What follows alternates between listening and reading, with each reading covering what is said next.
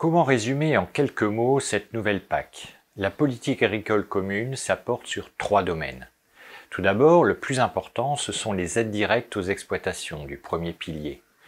À partir de 2023, l'architecture de ce premier pilier va se modifier en créant des éco-régimes qui vont récompenser les agriculteurs qui adopteront des pratiques favorables à l'environnement et au climat.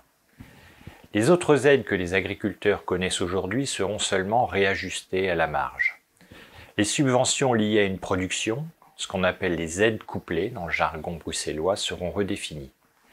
Et les bonus aux jeunes agriculteurs seront aussi augmentés. Le second domaine important dans la PAC, ce sont les aides du second pilier, qui ont la particularité d'être financées en partie par l'Europe et en partie par chaque État. Ce second pilier ne connaîtra pas de bouleversement lors des 7 années à venir. Des ajustements sont prévus, notamment dans la répartition de la gestion entre l'État et les régions, mais la plupart des aides que nous connaissons seront poursuivies, comme l'ICHN, les MAEC ou les aides au bio.